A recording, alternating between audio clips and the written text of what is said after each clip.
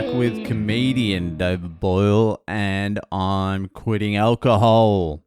So I am pretty fucking tired because I was up all night watching the World Cup cricket final. Now, get ready for some Boyle analysis. For starters, just before I get started, I was going for India, but now, after the way the Indians have behaved after the loss and the way fucking Modi behaved, I'm very happy the Australians fucking smashed India. So let me fucking explain what happened last night. So playing India in cricket is very fucking difficult because the conditions in India are so different from anywhere else in the world that the Indian players just dominate. It's like Nadal on clay or something like that. They just adapt their skills to the conditions. Like they have better spinners, they have wristier batsmen. And in any other stadium in India, in any cricket stadium, Mumbai, Bangalore, Chennai, Himachal Pradesh, Delhi, fucking anywhere. If that final was played in any other stadium, India would have won the World Cup. They absolutely dominated the whole World Cup until the final game. All the conditions, everything favored them. But what happened in the final was they played in a fucking brand new stadium. A purpose-built World Cup stadium. Do you want to know what it's called? It's called Narendra Modi Stadium. Named after the Prime Minister of India. Built in Gujarat, where the Prime Minister of India is from. And it opened just before the World Cup started. So, the Indian players have just as much experience on the pitches and in that stadium as the Australians do. There is no advantage, but because it's called Narendra Modi Stadium and it was built for the World Cup and you can't go against the supreme leader, they decided to play the World Cup final in that stadium. And as soon as India lost the toss and Australia decided to bat, it was all fucking over. It was lost at the toss of the coin, but Australia fucking played well. It was actually very good to see Australia play that well. In the field, they were fucking unbelievable. Their bowling was on point the whole time. The better team won, to be honest with you. They were more committed to the cause than India were. But any other stadium, Sharma would have scored 140. Their other batsmen would have scored. And when it came time to bowl, their spinners would have been fucking dominating. But this stadium, Narendra Modi Stadium, at night it gets dewy. A little bit of dew, a little bit of water on the grass, which makes it harder to spin, which fucking makes the pitch a bit quicker, which makes the fucking ball come off the bat a little bit quicker, which is all to Australia's advantage. And after watching Modi just sort of like push the trophy into Pat Cummins' hand and then bail off the stage, you're like, fucking oath, I'm very happy Australia won. But I can tell you this right now. There are a lot of fucking despondent fucking Indians in the family. They have not taken it well. They haven't taken it well at all. That World Cup was India's to fucking win, and they squandered it at the last fucking minute because of the hubris of the Prime Minister. Fucking hell. Really, my wife's mum is like, she's inconsolable. She's called up my wife like 4 times saying, I can't believe what happened last night.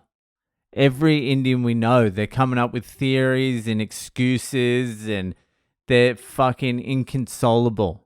It's great. It's great to see because they're not the most humble winners either. It wouldn't have been a humble victory.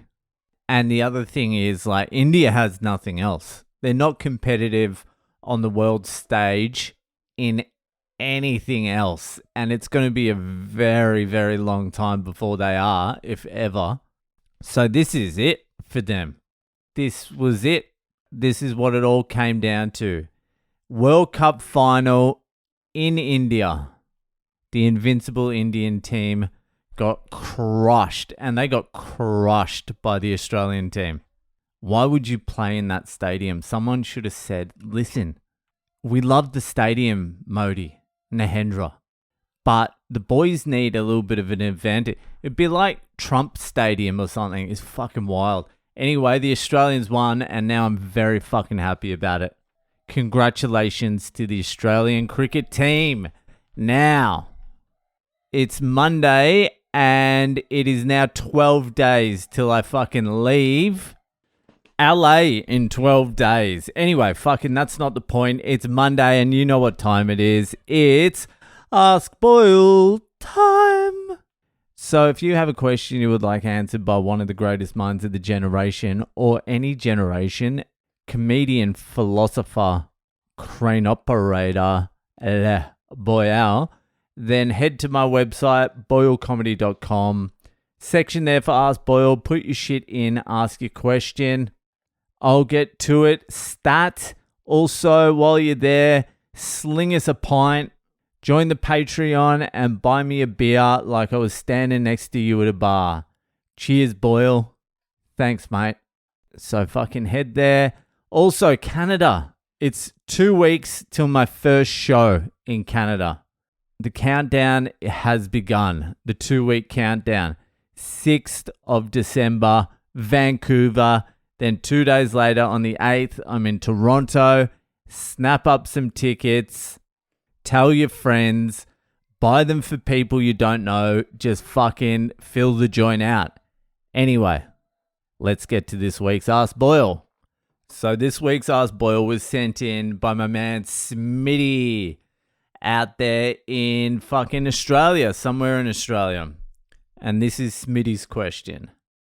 Boyle, I haven't heard you predict or wish the housing market crash for a while. What's the state of play? Well, Smitty, you have come to the right place. I'm now staying out of the property game. I've been predicting the crash for so long. None of it makes sense. In a normal functioning economy, in a normal functioning society, you raise interest rates, especially as high as we've raised them from 0 to fucking like 5, 6%, 7% in the US. The market crashes. That's what happens. That's why they raise interest, to fucking take all the steam out of the bubbles, to extract some of the fucking money out of society and slow the economy down because it's burning too hot. When it's burning too hot, there's inflation, there's all sorts of shit. But that is not what has happened. That is not what has happened even in the slightest. They've jacked the interest rates and fucking the property prices have boomed. I don't know what the fuck is going on. It makes no sense. No sense at all. But you can figure it out a little bit. So, particularly in Australia. So, they are doing like mass immigration here, like 600,000 new immigrants coming in each year, and students are allowed to buy houses, international students. So the immigrants come over, cashed up, Chinese, Indians, they're the main people coming over, and English as well, they're coming over too. And they are just buying up. It doesn't really matter because they've got fucking heaps of money. So fucking what's the difference between 1 or 2 million? Doesn't matter. That's one of the reasons I suggest. Then I think there's like a lot of boomer money coming on. Like a lot of boomers selling one of their 14 properties for their kids or something like that. That's what I got told by a friend of mine. I don't know. None of it's making sense. I don't know how people are paying back $1.5 million mortgages. One of my wife's friends is paying like $11,000 a month mortgage.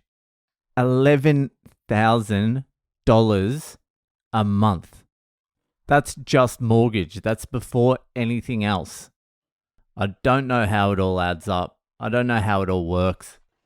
There's definitely inflation going on. Everything the government does is inflationary. So there's money getting pumped into the system, which eventually flows into the property. There's no other assets that people are interested in owning besides house. So everyone's got this like fear of missing out. So they're buying fucking way over their capacity. I don't know. I don't know how it's all going to fucking work out, but I'm not joining that game. No, thank you. I was thinking about this the other day. The fucking boomer generation own 50% of all the wealth in the world. So all the property, all that sort of stuff, the boomer generation owns 50% of it. So not only did the boomers just leave future generations with just fucking piles and piles of fucking debt, insurmountable debt, they're also extracting a wage from the youth, from the younger people, through being landlords. And it's fucking crazy because the boomer generation, they bought all these properties from fuck knows when. Who gives a fuck when they bought them? Ages ago. So they're all paid off and everything. So rents go up. All it is them just extracting more and more money from the youth. It's not like they're putting rents up to pay off the mortgages. Some people are, obviously, but the boomer generation, the ones who own all the wealth, they aren't. So when they put the rents up, all they're doing is sucking money from the younger generation. It makes me sick, to be honest with you. Fuck that. That's why you got to get into fucking Bitcoin. And I'll explain why. I heard it the other day from Jeff Booth. Jeff Booth, he wrote a book called The Price of Tomorrow about deflation, technology and deflation. He's also a Bitcoiner. But he said this on a thing I was listening to the other day.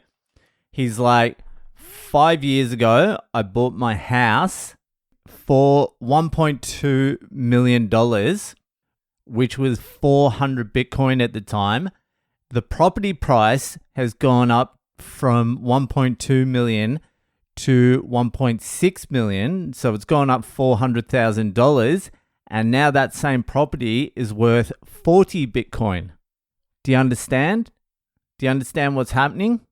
Everything is going to be sucked into Bitcoin. So instead of funding a lavish fucking retirement for some fucking boomer, some old cunt that's just sucking the blood out of society, buy some Bitcoin, because that's the only way you're going to get any of that money back. Because eventually all that money is going to get sucked into Bitcoin.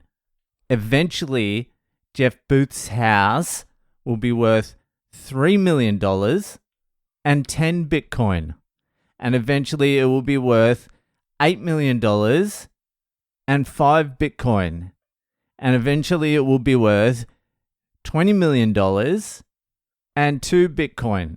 You understand what I'm saying? So stop playing their fucking game.